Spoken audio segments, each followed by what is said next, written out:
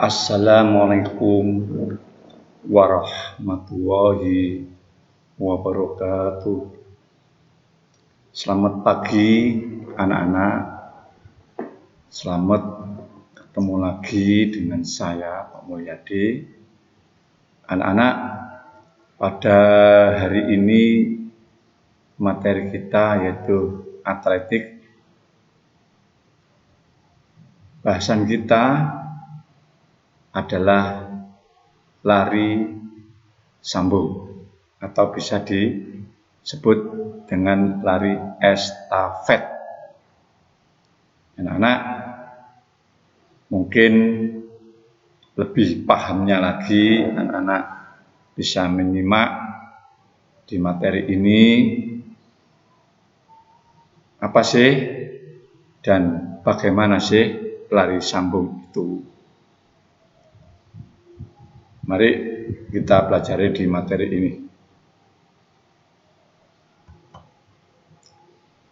Yang pertama adalah pengertian lari sambung atau estafet.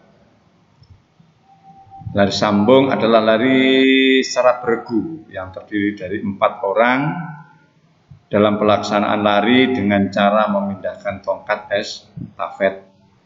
Jadi lari sambung itu dilakukan sebanyak 4 orang, ya, banyak 4 orang. Yang pelari satu, anak-anak menggunakan start jongkok, ya. Jadi yang pertama itu dia menggunakan start jongkok. Pelari yang kedua, 3, dan 4 menggunakan start melayang, ya, menggunakan start melayang. Mungkin anak-anak di mana sih start melayang itu? Ya, kalau anak-anak start jongkok sih banyak yang sering kita pelajari. Tapi yang melayang itu apa? Sambil ya di udara begitu. Tidak, anak-anak. Nanti lebih rincinya saya jelaskan ya. Start melayang itu start yang diawali dengan ada lari kecilnya. Itu yang dinamakan melayang. Misalnya mau menerima tongkat, ya. Sebelum menerima itu ya kamu agak ya lari kecil. Itu namanya start melayang. Untuk jarak nomor lari sambung yaitu ada 2, 4 kali 100 meter, itu dilakukan juga untuk putra dan putri.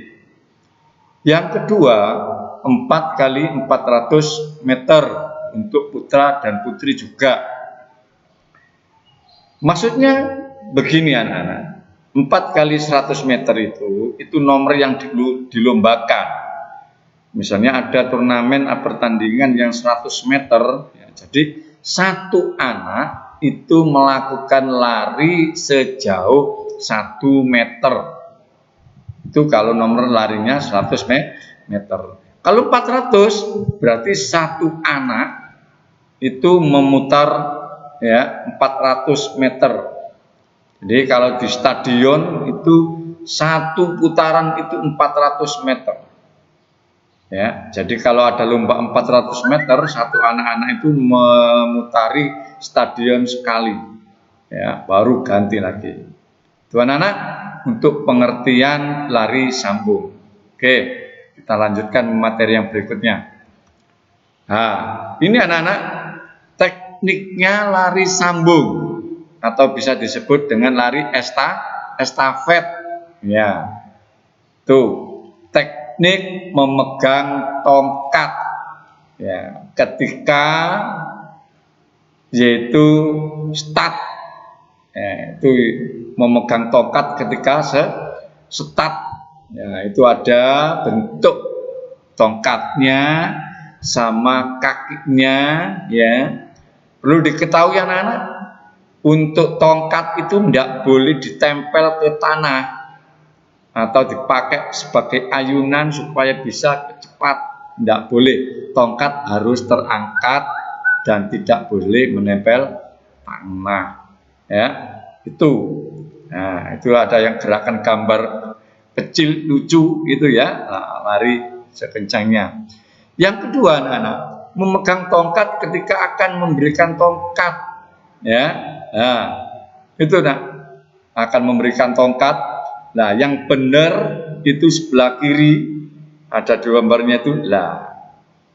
Memegang tongkat ketika akan memberikan itu yang benar, ya, yang benar itu dari bawah. Nah, yang benar ada dari bawah. Itu kalau yang ada kaosnya biru itu adalah cara non visual. Yang sebelahnya yang kaos putih itu apa namanya? Visual. Oke, saya materi yang lanjut. Nah, itu tadi ini adalah teknik menerima tongkat. Ada dua, yaitu cara visual dan cara non visual. Yang visual itu gambar yang di atas. Nah, jadi menerima tongkat sambil melihat ke belakang, ya, itu caranya visual. Yang kedua, nah, yang bawah ini, langsung ya, tanpa melihat, dia tanpa melihat itu, ya. Oke, anak-anak, ya saya lanjut. Saya kira untuk visual dan non visual ini mudah. Kalau visual itu menerima tongkat pakai melihat, non visual adalah tidak melihat. Bagaimana Pak peraturannya? Boleh kedua-duanya dipakai, boleh. Ya, kamu senang yang mana? Mudah yang mana? Gitu ya. Oke. Lalu lanjut. Ya, ini yang ketiga adalah teknik lari. Lari dilakukan dengan lintasan masing-masing. Seperti contoh gambar di samping ini, ya. Tidak boleh ada pelari yang lari di lintasannya lawannya. Harus di lintasannya masing-masing. Di mana Pak? Kalau seandainya ada pelari yang memasuki lintasan pelari yang lain, maka jawabannya adalah diskualifikasi. Ya, yaitu dikeluarkan, tidak boleh. Ya, itu. Yang kedua adalah pelari menggunakan start jongkok, ya, menggunakan start jongkok atau melayang. Ya. Yang ketiga, tongkat dibawa pelari dari start sampai garis finish. Itu tadi, ya, bisa dikatakan sebelahnya ini memasuki garis finish. Yang bawah kiri itu, ya. Oke, saya lanjut. Ya, yang keempat ini adalah teknik memasuki garis finish. Ya, kalau pada waktu masuk garis finish, yang perlu kita lakukan adalah, ya, pandangan lurus ke depan, ya, lari secepat-cepatnya tanpa mengubah langkah, pandangan lurus ke depan. Membusungkan badan atau membusungkan dada ke depan, ya, seperti contoh yang putih itu membusungkan dada, yang biru itu pandangan lurus ke depan, ya. Nah, sekarang di mana untuk menentukan yang menang? Ya, yang jelas kalau dilihat pada gambar ini mungkin anak-anak bisa nilai sendiri mana yang paling terdepan, ya, untuk garis ini, ya, mana yang terdepan, dada, kepala, dan satunya ini, ya, oke. Itu yang dinilai, anak-anak. Jadi untuk memasuki garis finish itu tadi tidak ada, yaitu peraturan yang menentukan harus dada tidak, harus membusungkan tidak, tangannya tidak, ya. Tapi ini adalah teknisnya pelari masing-masing. Ada yang senang menggunakan dada, ada yang senang membusungkan, ya. Itulah, ya. Itulah anak-anak. Untuk materi yang berikutnya, sekarang yang perlu kamu ketahui, Pak Mul memberikan tugas ini, tolong nanti tugas ini kamu kerjakan dan kamu foto, lalu kamu kirimkan di @modo dan klik bagian komentar.